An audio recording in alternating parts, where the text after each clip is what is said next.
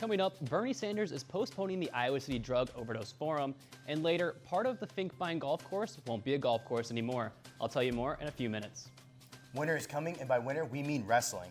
Although Iowa wrestling is still months away, stay tuned for sports to see just how jam-packed this upcoming season will be. The temperatures are finally cooling off. In just a few minutes, I'll give you the scoop on what weather you can expect the rest of the week. All that more coming up on this Thursday morning edition of DITV. Don't go anywhere. DITV starts right now.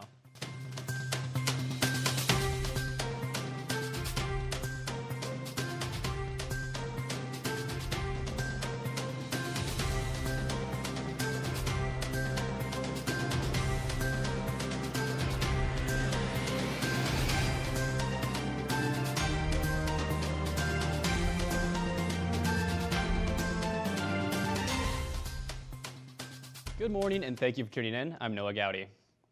Presidential candidate Bernie Sanders will not visit the English Theater as planned this Saturday. Sanders was supposed to speak at the Drug Overdose Forum. Sanders canceled due to experiencing chest discomfort while campaigning Tuesday night. He was sent to the hospital where they discovered a blockage in one artery.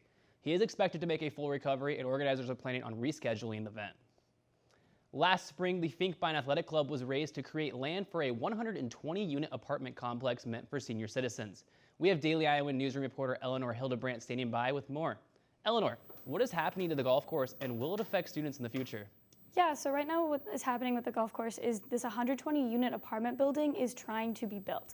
The issue is that the plan for the building starts in Iowa City and ends in Iowa City, but the middle portion resides in University Heights. When it comes to any building plan or trying to build any project, you have to go to a city and petition and get permits. However, this is impossible when there are two cities in which it's being jurisdicted in. That's a major issue when it comes to the university and trying to get this land to move it from a public priority to a private priority.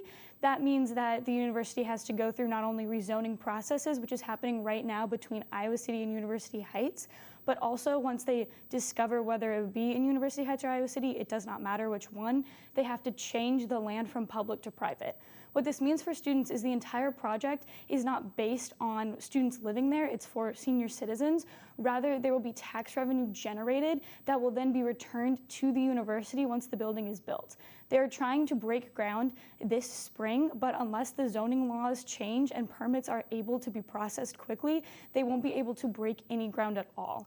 Then, once it is a built building, the revenue will return to university and will be split between athletics and the campus itself. The reason why they had to try and create more revenue is because tuition rates are increasing because there's a lack of state funding. And that's why the entire project has been created and is working right now.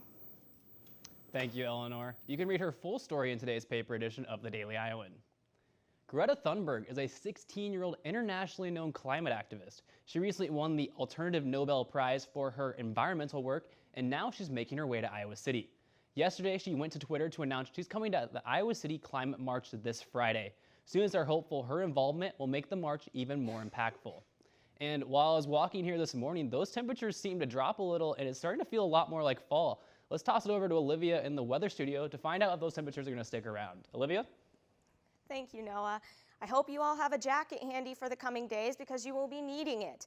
This morning is quite crisp with the cloudy skies and the temperatures are sitting at about 53 degrees throughout the day and into the evening. Temperatures will remain fairly constant. This evening you can anticipate temperatures in the mid-50s with partially clear skies. Looking ahead, you can see that temperatures stay pretty consistent. To kick off the weekend, we will have partly sunny skies with a high of 62 and a low of 52.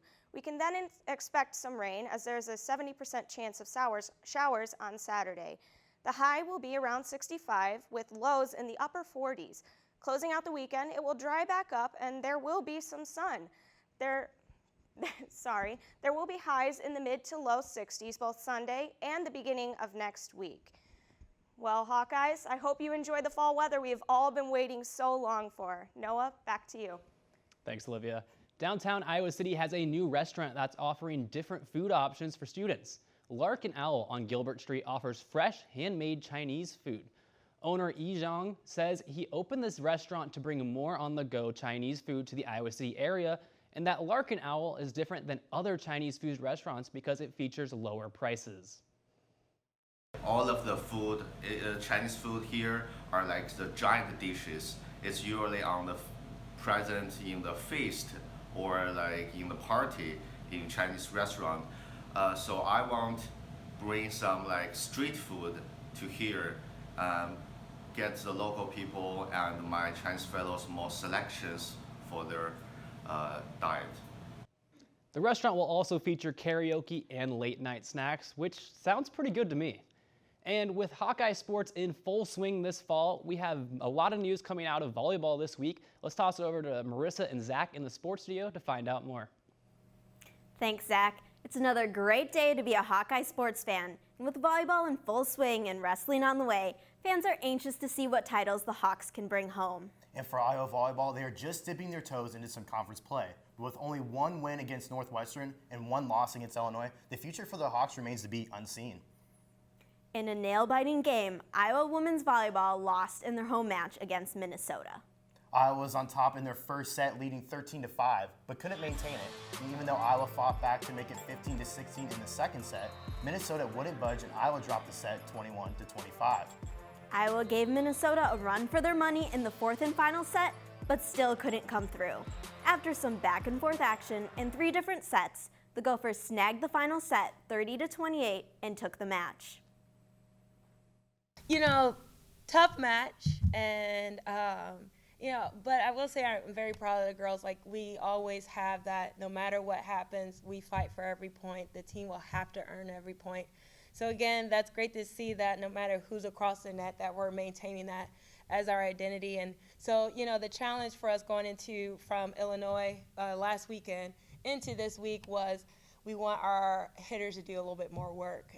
And so that was the challenge we presented to them. And definitely Courtney and Adina stepped up, and Greer just performed as she normally has. So we're getting there. It's just we're just going to find ways to put a couple more points in throughout this set in a row instead of the back and forth that we've been doing lately.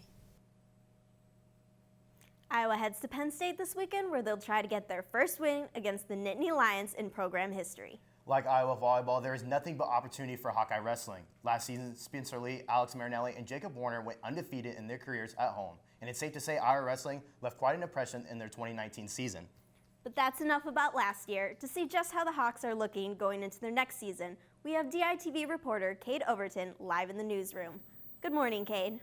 Good morning, guys. Hawkeye Wrestling's right around the corner, and as any Hawkeye Wrestling fan should be, I am pumped because it's going to be a great season. Now, Cade, with one of the most exciting home schedules for the Hawks, what can we expect at Carver Home Meets this winter? I mean, as you said, it's going to be an exciting home season for the Hawkeyes.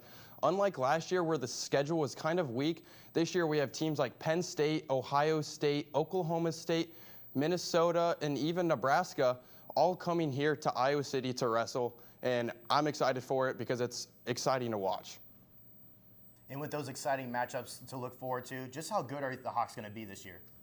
Well, besides individual rankings, team rankings, now that schedule I just mentioned, number 1 is Penn State, Hawkeyes are number 2, number 3 is Oklahoma State, 4 is Ohio State, and 5 is Wisconsin. We have all 4 of those teams at home this year, so it's going to be crazy.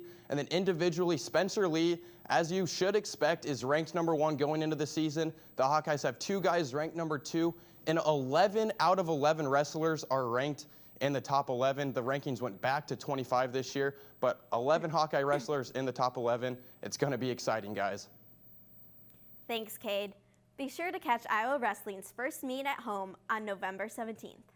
That's all we have for you today in sports, but get excited because tomorrow we'll talk about Hawkeye football heading into the Big House to take on Michigan this weekend. Back to you at the desk, Noah. And that's all we have for you today on this morning edition of DITV. Be sure to head over to dailyiowan.com for all your latest news between Monday and Friday. If that isn't enough the Daily Iowan for you, be sure to check out the print edition of the news on stands now. For DITV, I'm Noah Gowdy. Have a great day, Iowa City.